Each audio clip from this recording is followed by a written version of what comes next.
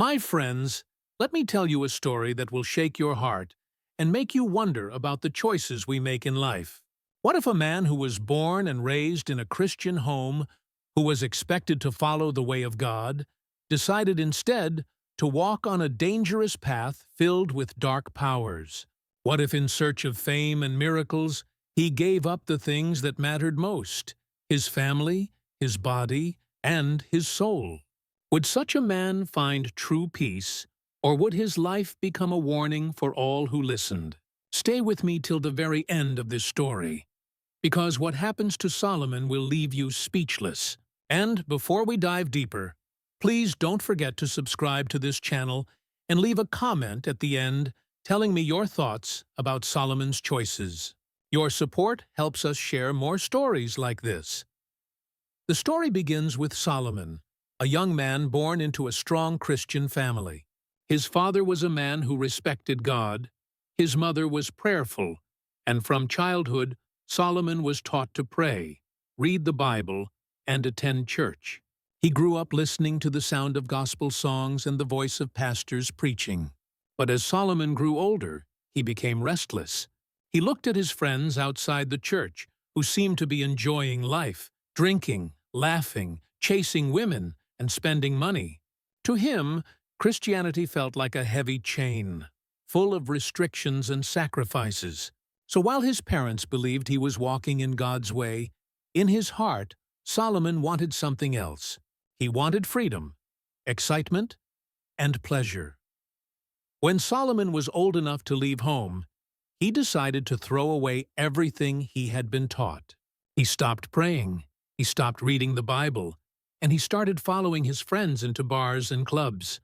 The music of the church was replaced with the drums and beats of the world. At first, Solomon felt free. He told himself, "This is life. This is how I should live. I am young, and I must enjoy every moment." Night after night, he partied until the sun came up.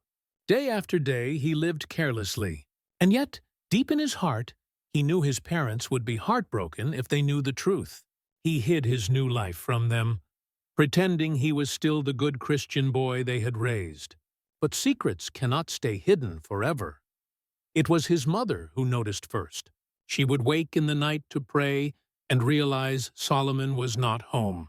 She would ask him questions, and he would give half-answers. His father, a stern man who believed strongly in discipline, soon grew suspicious. But no matter how they tried, Solomon was determined to live life his own way. He thought he was winning, but what he did not know was that life has a way of turning pleasures into chains. Years passed, and Solomon grew from a reckless young man into a restless adult. His family, tired of watching him waste away, decided to pressure him into something serious. His father called him one evening and said, "Solomon, you cannot continue living like this. You were born to serve God. You must take responsibility. It is time you become a pastor." At first, Solomon laughed. He had no desire to stand behind a pulpit or lead people in prayer. But the pressure did not stop. His family believed strongly that ministry was his destiny. And so, to please them, or perhaps to escape their constant nagging, Solomon agreed. He became a pastor. But being a pastor is not like wearing a new shirt. It is not about pleasing people, but about carrying a heavy calling. Solomon, who had no true passion for God, soon found himself struggling. He started a church, but the benches remained empty. He preached, but his words had no power. His church grew weaker by the day. And then came the greater challenge, a rival pastor in the same community. This other pastor was different. His church was always full. His members shouted with joy. And most importantly, people said he performed miracles. The blind saw, the lame walked, and testimonies poured in every Sunday. Solomon watched with envy. He asked himself, "Why is his church growing while mine is empty? Why do people run to him while they avoid me?" That envy soon became bitterness. Solomon told himself that he, too, must do miracles, or else he would lose everything. He believed miracles were the key to success. But how could he perform them? He had no power, no fire, no spiritual gift. And it was then that his mind began to wander into dangerous territory. One night, as Solomon sat alone in his room, he thought deeply about his life. He remembered his carefree days of pleasure and wondered if returning to them would make him happier.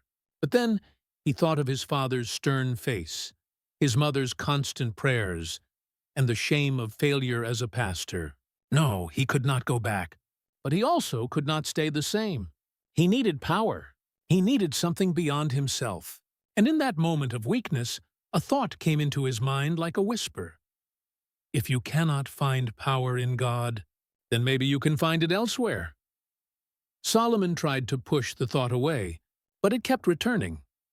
Not long after, while walking in the market, Solomon met an old man he had never seen before.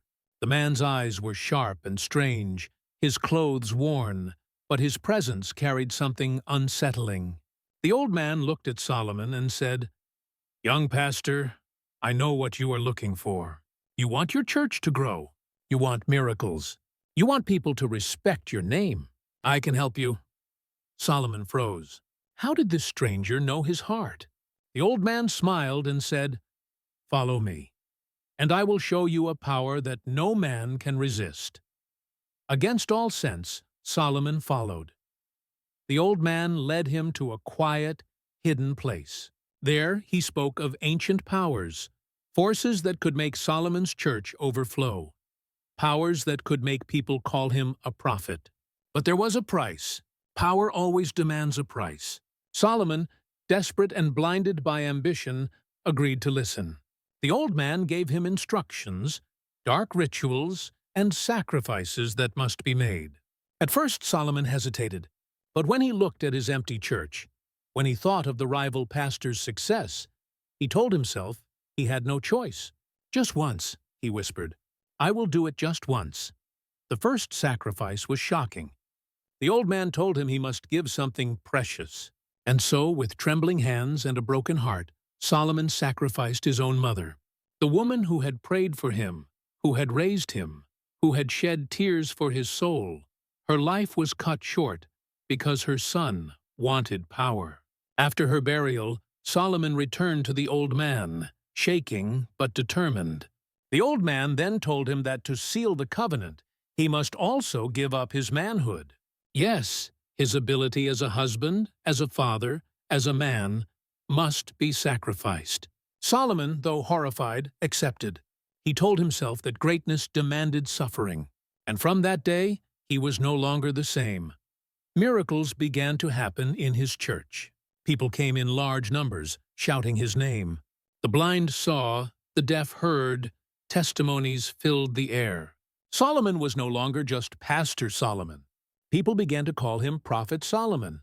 His name spread across towns and villages.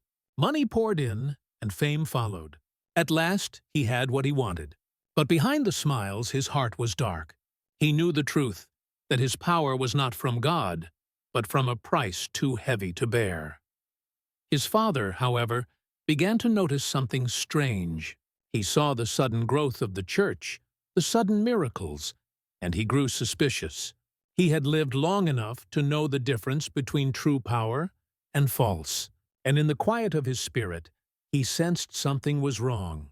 At the same time, Solomon's wife, Anointed, began to notice changes. She loved her husband, but their marriage grew cold. They shared no intimacy, no closeness, because Solomon had lost the very thing that made him a man. Anointed wept in silence, wondering what had gone wrong. She asked questions, but Solomon always found excuses. Deep in her heart, she knew something was not right. And this is where the story stands. Solomon has gained the world, but at what cost? He has power, fame, and respect, but he has lost his soul, his family, and his manhood. His father suspects, his wife suffers, and the future holds a storm that no one can yet see. What will happen when the truth comes out? Will Solomon's empire of miracles stand, or will it crumble under the weight of his dark secrets? My friends, the story of Solomon is a warning to us all that shortcuts to power often lead to destruction. and the price we pay may be far greater than we ever imagined. If you were in Solomon's shoes, what would you have done differently? Would you choose the slow, faithful path of truth, or the quick, dangerous road of power? Let me know your answer in the comments. And don't forget to subscribe, because more powerful stories are coming your way. Watch other videos on this channel. Stay tuned, and remember, every choice has a price.